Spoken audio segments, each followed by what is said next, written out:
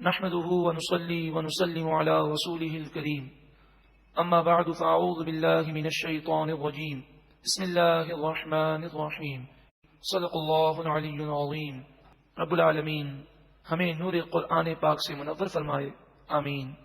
وقال الذين كفروا، اور کافروں نے کہا، اذا كنا ترابا وآباؤنا، کیا جب ہم مٹی مٹی ہو جائیں گے اور ہمارے آباء و اجداد بھی مٹی ہو جائیں گے، اِنَّا لَمُخْرَجُونَ، کیا ہم دوبارہ نکالے جائیں گے؟ لَقَدْ وُعِدْنَا هَذَا نَحْنُ وَآبَاؤُنَا مِنْ قَبْلُ، یہ وہی وعدہ ہے جو ہم سے اور ہمارے آباء و اجداد سے پہلے کیا گیا۔ اتنے سال گزر گئے، کوئی قبر سے اب تک تو نہیں نکلا۔ ان هَذَا إِلَّا أَسَاطِيرُ الْأَوَّلِينَ، یہ تو پرانے لوگوں کی باتیں ہیں۔ قل، اے محبوب آپ فرمائیے، سیغوا فی الارض، زمین میں چلو پھرو، فانظروا کیف کان عاقبۃ المجرمین، پھر دیکھو مجرموں گناہ گاروں کا کیسا برا انجام ہوا۔ ولا تحزن علیہم، اے محبوب ان کی باتوں پر آپ غمگین نہ ہو۔ ولا تکن فی ضیق مما یمکرون، اور جو یہ مکر و فریب کرتے ہیں اس سے آپ کا سینہ تنگ نہ ہو، آپ رنج نہ کریں۔ وَيَقُولُونَ مَتَىٰ هَٰذَا الْوَعْدُ إِن كُنتُمْ صَادِقِينَ، اور وہ کہتے ہیں کہ یہ وعدہ کب پورا ہوگا، آپ بتائیے اگر آپ سچے ہیں۔ قیامت کا پوچھتے ہیں اور کہتے ہیں قیامت کب آئے گی، جلدی سے بتائیے اگر آپ سچے ہیں۔ قل، اے محبوب آپ فرمائیے، عسیٰ ان یکون ردیف لکم بعد الذی تستعجلون، جس عذاب کو تم مانگ رہے ہو اور اس کی جلدی مچا رہے ہو وہ ان قریب تمہارے پاس آنے والا ہے، کیونکہ ہر لمحہ و لمحہ وہ موت کے قریب ہوتے جا رہے ہیں، اور پھر لمحہ و لمحہ دنیا قیامت کے قریب ہوتی جا رہی ہے۔ وَإِنَّ رَبَّكَ لَذُو فَضْلٍ عَلَى النَّاسِ، تو بے شک آپ کا رب لوگوں پر ضرور فضل کرنے والا ہے۔ وَلَٰكِنَّ أَكْثَرَهُمْ لَا يَشْكُرُونَ، لیکن اکثر لوگ شکر نہیں کرتے۔ وَإِنَّ رَبَّكَ لَيَعْلَمُ مَا تُكِنُّ صُدُورُهُمْ، اور بے شک آپ کا رب ضرور جانتا ہے جو ان کے سینے باتوں کو چھپاتے ہیں۔ وَمَا يُعْلِنُونَ، اور جو وہ ظاہر کرتے ہیں، ظاہر اور باطن رب جانتا ہے۔ وَمَا مِنْ غَائِبَةٍ فِي السَّمَاءِ وَالْأَرْضِ إِلَّا فِي كِتَابٍ مُبِينٍ، آسمان و زمین میں جتنی پوشیدہ چیزیں ہیں تمام چیزیں ایسی کتاب میں ہیں جو بیان کرنے والی ہے، یعنی لوح محفوظ میں۔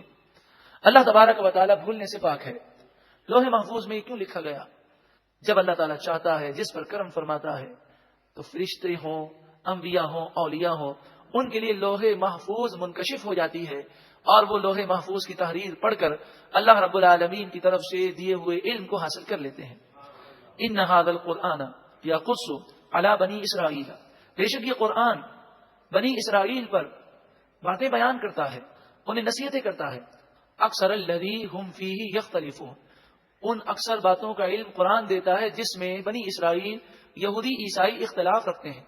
وَإِنَّهُ لَهُدًى وَرَحْمَةٌ لِّلْمُؤْمِنِينَ، اور بے شک یہ قرآن ضرور ہدایت ہے اور مومنوں کے لیے رحمت ہے۔ اللہ تعالیٰ اس قرآن کی ہمیں مزید محبت عطا فرمائے۔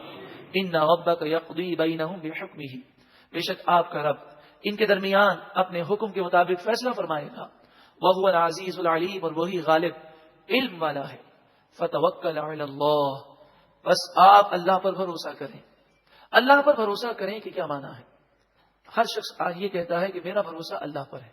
جس کا بھروسہ اللہ پر ہو وہ حرام کام نہیں کرتا، ناجائز ذرائع اختیار نہیں کرتا، اور جس کا بھروسہ اللہ پر ہو وہ کوشش کرتا ہے اور نتیجہ اللہ کی مرضی پر چھوڑ دیتا ہے کہ جو اللہ کی رضا اس پر ہم راضی ہیں۔ ایسا شخص وہ نتائج کی وجہ سے اور مصیبتوں کی وجہ سے اپنے دل پر وہ پریشانی نہیں لیتا، وہ کہتا ہے کہ کوشش کرنا ہمارا کام تھا، ہوگا وہی جو منظور خدا ہے۔ جب بندہ یہ سوچ لے تو کئی بیماریوں سے وہ آزاد ہو جاتا ہے۔ انک علی الحق المبین، بے شک آپ واضح حق پر ہیں۔ انک لا تسمع الموتى، اب یہ وہ آیت کریمہ ہے جس کا ترجمہ بڑے غور سے سننا ہے۔ بے شک آپ مردوں کو نہیں سنا سکتے، ولا تسمع الصم الدعاء، اور آپ پکار بہرے کو نہیں سنا سکتے۔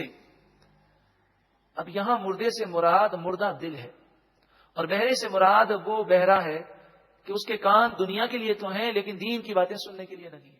مراد یہ ہے کہ جس کا دل مردہ ہو گیا، جس پر مہر لگ گئی، وہ نصیحت قبول نہیں کرے گا۔ سنانے کے معنی ہے ماننا۔ مثلا لوگ کہتے ہیں کہ بھئی آپ اپنے بچے کو سمجھائیں، تو دوسرا شخص سامنے سے کہتا ہے ارے کیا کروں، وہ میری سنتا ہی نہیں ہے۔ سنتا ہی نہیں کہ کیا معنی ہے؟ وہ مانتا نہیں ہے۔ تو یہاں بھی یہی ہے کہ آپ ان مردہ دلوں کو جتنی بھی نصیحت کریں یہ ایمان نہیں لائیں گے، تو آپ رنج نہ کریں. آگے اس کی وضاحت مزید آیت سے ہوگی. اذا ولوا مدبرین، جب وہ پیٹ پھیر کر پلٹ جائیں. مردے کا ذکر ہے، بہرے کا ذکر ہے، اور پھر ذکر ہے پیٹ پھیر کر وہ پلٹ جائیں، یعنی حق سننے کے لیے بالکل تیار نہ ہو. وما انت بہاد العمی، اور آپ اندھے کو راستہ نہیں دکھا سکتے. یہاں بھی اندھے سے مراد آنکھ کا اندھا نہیں بلکہ دل کا اندھا ہے. ان ضلالتہم، جو کہ گمراہی کی وجہ سے اندھا ہو گیا. اب مزید وضاحت ہو گئی کہ یہاں مراد گمراہی کیا اندھا ہونا، گمراہی سے دل کا مردہ ہونا ہے. آپ مردوں کو نہیں سنا سکتے. اس سے ہم نے یہ کہا کہ اس سے مراد مردہ دل ہے. اس کی مزید تشریح اور تفصیل یہ آیت کریمہ کرتی ہے. ان تسمعوا الا من یؤمن بآیاتنا، آپ مردوں کو نہیں سنا سکتے، آپ ان لوگوں کو سنا سکتے ہیں جو ہماری آیتوں پر ایمان لاتے ہیں. یعنی مومن یہ زندہ دل ہے، اور وہ کافر جس کے دل پر مہر لگا دی گئی وہ مردہ دل ہے. اس سے مراد مردے نہیں ہیں، کیونکہ احادیث طیبہ میں صحیح حدیثیں موجود ہیں کہ جس سے ثابت ہے کہ مردے قبروں میں سنتے ہیں.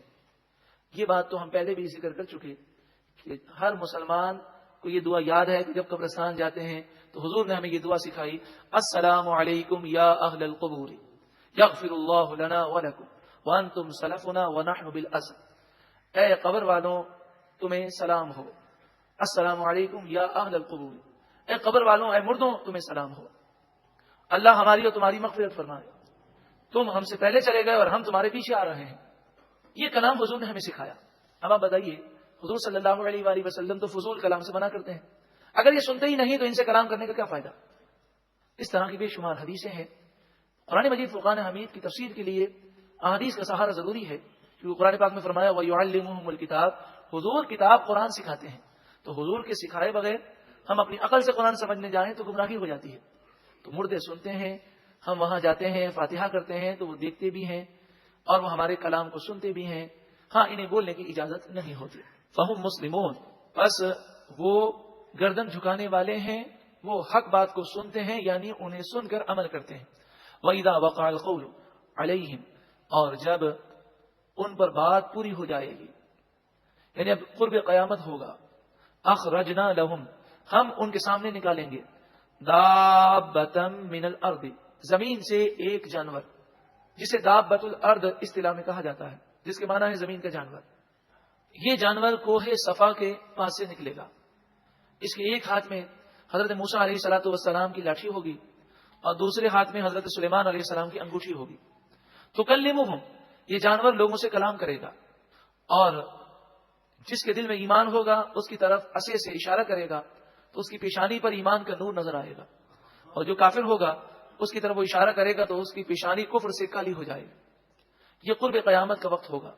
ان الناس کانوا بآیاتنا لا یوقنون، بے شک لوگ ہماری آیتوں پر یقین نہیں کرتے تھے، تو اب وہ نشانیاں آ جائیں گی.